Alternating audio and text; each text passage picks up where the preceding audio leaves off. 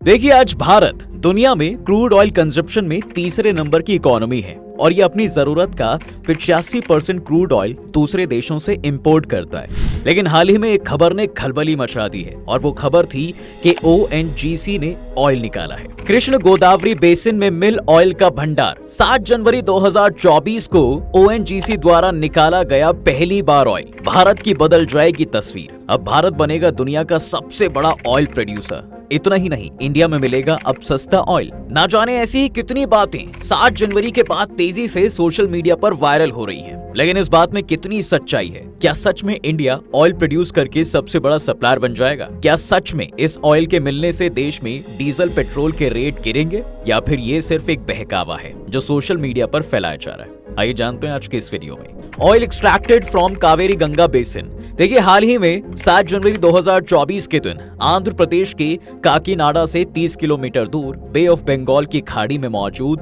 Deep Kaveri Ganga basin के 98/2 block से पहली बार state owned oil corporation ONGC ने पहली बार ऑयल को निकाला। और बता दें कि इसी बेसिन में रिलायंस का भी KG-D6 ब्लॉक भी है, जो बहुत लंबे समय से ही यहाँ से नेचुरल गैस का एक्सट्रैक्शन बड़ी मात्रा में कर रहे हैं। जी हाँ, लेकिन क्या आप ये जानते हैं कि ONGC 2016 से इस प्रोजेक्ट पर काम कर रहा था, जिसके बाद 2017 में भी इसमें डिले देखा गया और अब जाकर फाइनली ये ऑयल एक्सट्रैक्ट किया गया है। अब कावेरी गंगा बेसिन को ऑयल एंड गैस एक्सट्रैक्शन के लिए मेनली 3 क्लस्टर में डिवाइड किया गया है, जो कि 300 मीटर से लेकर 3200 मीटर तक की गहराई में काम करने के लिए बनाए गए हैं। अगर आपको इन क्लस्टर के बारे में बताएं तो यही क्लस्टर ब्लॉक्स में बटे हुए हैं। सबसे पहला जो क्लस्टर है वो डेवलपमेंट स्टेज पर काम करने के लिए बनाया गया है, जहां अभी एक्सप्लोरेशन चल रहा है। जी हाँ, और भैया इससे अंदाजा लगाया जा सकता है कि यहाँ कहीं ऑयल कैपिंग है, जिसको ट्रैक करने के बाद यहाँ से भी ऑयल या गैस निकलने की उम्मीद है। और यहाँ एक्सप्लोरेटरी वेल लगे हुए हैं और काम चल रहा है। इसके बाद आता है दूसरा स्टेज, जिसमें कमर्शियल गैस का प्रोडक्शन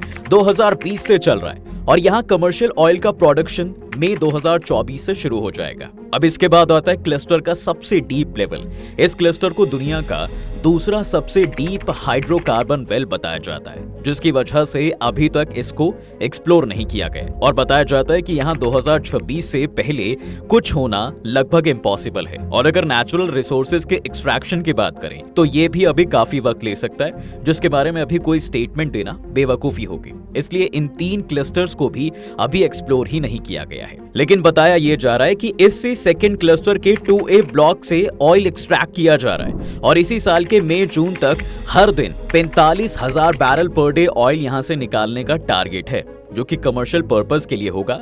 और यहां से देश के 7% production of total oil production का सपोर्ट भी मिलेगा। अब इसके बाद इसी क्लस्टर के ब्लॉक 2B से गैस का एक्सट्रैक्शन होगा और वो भी देश की प्रोडक्शन में 7% की हिस्सेदारी निभाएगा, जिससे भारत को लार्ज स्केल पर हेल्प मिल सकती है। और जैसे ही इस बात की खबर मोदी जी को मिली तो भैया उन्होंने ONGC को बधाई दी और उन्होंने कहा कि ये आत्मनिर्भर भारत को बढ़ावा देगा और देश को ताकत भी देगा।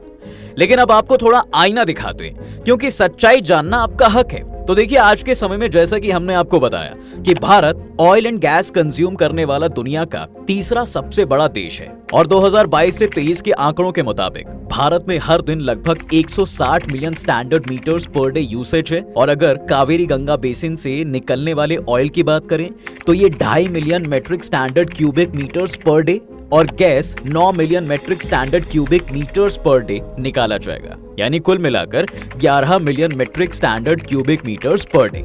समझ रहे हैं आप? हकीकत में आत्मनिर्भरता में अभी बहुत दूरी है जनाब। लेकिन हाँ, अगर भारत की तरफ इस देश में प्राइवेट होल्डर्स आगे आते हैं और इसमें अपना इनपुट देते हैं तो शायद बात बन सकती है, जो भारत को कई एस्पेक्ट्स में सेल्फ रिलायंट बना सकता है। लेकिन अभी दिल्ली दूर है, क्योंकि देश की खपत हर दिन 160 और एक्सट्रैक्शन सिर्फ 11। थोड़ा मुश्किल है लेकिन नामुमकिन नहीं, क्योंकि भारत हर नामुमकिन को मुमकिन बनाने की कोशिश से कभी पीछे नहीं रहता है। और शायद इसी बात का नतीजा है कि भैया जो भारत आजादी के बाद अनाज के लिए अमेरिका के आगे हाथ फैला रहा था, आज वही अमेरिका भारत को अपना कॉम्पिटिटर भी मानता है। हमें कम समझने की गलती करने वाले आज हमसे मुकाबला करने के लिए किसी देश से भीख मांग रहे हैं। खैर, आगे बढ़ते हैं और बताते हैं आपको एक और गलतफहमी कि जो ठीक इसी तरह के रिसोर्सेज को लेकर है, और ये अंडमान और निकोबार से जुड़ी हुई है। Andaman and Nicobar oil capital और अ लाई।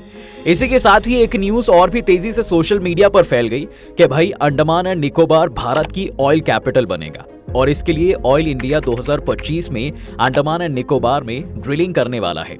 और ऑफिशियल्स का कहना है कि वहां बड़ी मात्रा में ऑयल मिल सकता है, लेकिन इसकी सच्चाई कुछ और ही है। दरअसल बताया यह है कि आज अंडमान एंड निकोबार के अंडमान बेसिन में कुल 72 metric million ton of oil hydrocarbon in place मौजूद है, लेकिन सच्चाई ये है कि भैया इसमें से केवल 2 metric million ton of oil hydrocarbon in place मौजूद हैं। और ये नंबर्स डायरेक्टर जनरल हाइड्रोकार्बन की एक रिपोर्ट इंडिया हाइड्रोकार्बन आउटलुक 2022 से 23 में देखने को मिलते हैं। हालांकि ये स्टैट्स काफी लुभावने हैं, लेकिन ये अभी सच्चाई से बिल्कुल परे हैं। और हम ऐसा क्यों कह रहे हैं, चलिए अब आपको वो सच्चाई भी बताते हैं। दरअसल हाइड्रोकार्बन्स इन प्लेस का मतलब है कि वहां अभी सिर्फ ऑर्गेनिक कंटेंट की रिसर्च की गई है, देखा गया है कि वहां क्या मिल सकता है। ये हाइड्रोकार्बन रिजर्व से बिल्कुल अलग है, क्योंकि जब तक ये हाइड्रोकार्बन रिजर्व में हाइड्रोकार्बन इन प्लेस ना बदल जाए, तब तक वहां के बारे में सिर्फ और सिर्फ अंदाजा ही लगाया जा सकता है। और अभी यही किया भी जा रहा है, क्योंकि अभी तक अंडमान एंड निकोबार में एक्सप्लोरेटरी वेल तक नहीं लगाए गए हैं। तो ये कैसे कहा जा सकता है कि भैया आने वाले समय में Andaman and Nicobar oil capital बन जाएगा।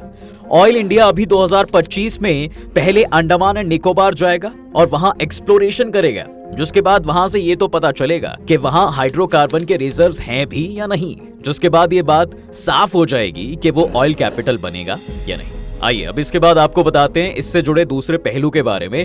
वो ये है कि नॉर्मली ऐसा देखा जाता है कि जहां ऐसे रिसोर्सेज के भंडार होते हैं, वहां से अवेलेबल रिसोर्सेज का सिर्फ ज्यादा से ज्यादा 30 से 35% तक ही एक्सट्रैक्ट किया जा सकता है। अब एक नॉर्मल से मैथ से आपको समझाते हैं कि अगर ये अंडमान एंड निकोबार में ऑयल एक्सट्रैक्शन होता भी है तो कितना ऑयल होगा भारत की खपत के लिए।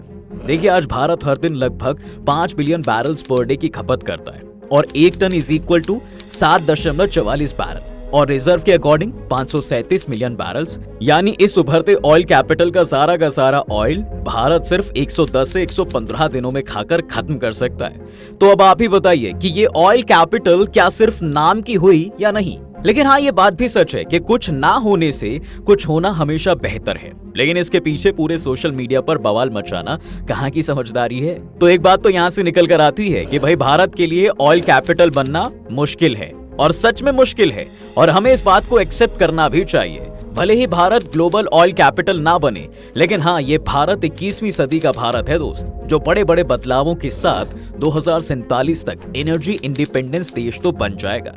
और ये अपने आप में एक बहुत बड़ी बात है। और ये हम नहीं बल्कि यूएस की सबसे बड़ी लेबोरेटरी यानी लॉरेंस बर्कले नेशनल लेबोरेटरी ने अपनी रिपोर्ट पाथवेज टू आत्मनिर्भर भारत में कहा है। और उनका कहना है कि यह भारत की सेल्फ रिलायंट इकोनॉमी का जबरदस्त बूस्ट होगा। आइए अब जरा जान लेते हैं कि ये कौन से पाथवेज हैं जिन पर चलकर भारत 2047 तक एनर्जी इंडिपेंडेंस के गोल को अचीव कर लेगा। देखिए इस दिशा में सबसे पहले भारत 500 गीगावाट पावर, वो भी नॉन फॉसिल इलेक्ट्रिसिटी जनरेट करने वाला है, जिसका पहला स्टेज ये है कि भारत 2030 तक इतनी पावर जनरेट करने में काबिल होगा। इसके बाद 2040 तक वो 80% तक क्लीन ग्रिड, और फिर 2047 तक लगभग 90 से 92% तक इस टारगेट को अचीव करेगा, जो अपने आप में एक बहुत बड़ी बात है। लेकिन यहाँ आपके लिए जान लेना जरूरी है कि आखिर ये नॉन फॉसिल इलेक्ट्रिसिटी और ये क्लीन ग्रिड क्या है। अभी बात तो हम सब जानते हैं कि आज पूरी दुनिया में गैस और ऑयल आज फॉसिल फ्यूल्स के सबसे बड़े एग्जाम्पल्स हैं, जिसके चलते आज लोगों की डिपेंडेंसी कुछ देशों पर ज्यादा है, जैसे कि रशिया, गल्फ कंट्रीज, अमेरिका, और भारत इस ईंधन के लिए ज्यादातर दूसरे देशों पर डिपेंड करता है, जो फ्यूचर में इसकी कमजोरी बन सकती है, क्योंकि आज नहीं तो कल ये रिसोर्सेज जरूर खत्म हो जाएंगे और उस सिचुएशन में किसी भी देश के लिए सरवाइव करना बेहद मुश्किल हो जाएगा। इसलिए आज हम नॉन फॉसिल फ्यूल्स की तरफ बढ़ रहे हैं, जो कि basically solar energy, wind energy और क्रॉप की मदद से पैदा होने वाले इथेनॉल से मिलने वाली एनर्जी के रूप में मौजूद है।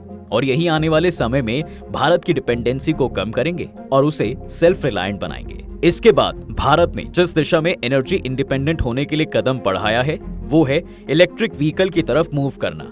हाल ही में भारत सरकार ने 2027 तक डीजल से चलने वाले वाहनों को बंद करने का नोटिस जारी करके एक बात तो साफ कर दी है कि भाई भारत तरक्की के साथ साथ एनवायरनमेंट का भी ध्यान रखेगा, क्योंकि अगर एनवायरनमेंट को इग्नोर किया गया तो मतलब जिंदगी को इग्नोर किया गया। इतना ही नहीं, ये बात तो हम सब जानते हैं कि आज भारत दुनिया में व्हीकल का तीसरा सबसे बड़ा मार्केट है और इंडिया अब 2030 तक मार्केट में 70% इलेक्ट्रिक व्हीकल बाजार में उतारने के टारगेट से आगे बढ़ रहा है। वहीं इसके बाद उसका गोल 2035 तक इस टारगेट को 90% तक पहुंचाने का है।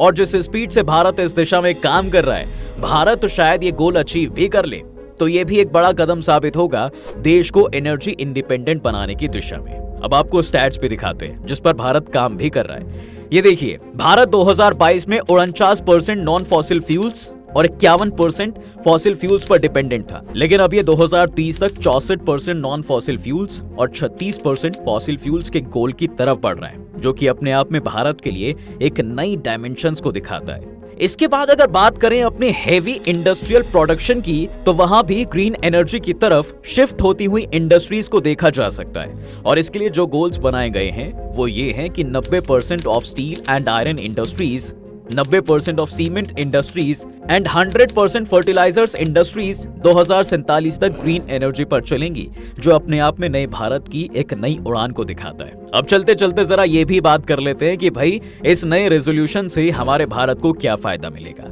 तो जो सबसे बड़ा फायदा है वो ये है कि इंडिया काफी चीजों में सेल्फ रिलायंट बन देश के अंदर ही पैसे लगाएगा और बनाएगा और जॉब्स भी जनरेट होंगी, जिससे देश में एजुकेटेड लेबर फोर्स बढ़ेगी। इसके बाद अब जब भारत 85% तक क्रूड ऑयल इंपोर्ट करता है, तो आने वाले समय में यह 90% और उससे भी ज्यादा हो सकता है, जो पूरी तरह भारत काबू में कर लेगा और अपनी डिपेंडेंसी को खत्म कर देगा। यानी पैसा ही पैसा होगा। ग्रीन एनर्जी बढ़ेगी तो साफ सुथरा एनवायरनमेंट तैयार होगा और साफ सुथरा एनवायरनमेंट मतलब साफ सुथरा लाइफस्टाइल। इतना ही नहीं, आज हम तेल के घटते बढ़ते दामों से कई बार देश की इकोनॉमी में उथल पुथल मचते हुए देख लेते हैं, जो फाइनेंशियली भारत को झटका देती भी हैं। लेकिन जब हम ग्रीन एनर्जी की तरफ बढ़ ही रहे हैं, तो ये सिर्फ एनवायरनमेंट को ही सेफगार्ड नहीं करेगी, बल्कि ये ग्रीन एनर्जी हमारे इकोनॉमिक सस्टेनेबिलिटी को बढ़ाकर उसे भी सेफगार्ड करेगी।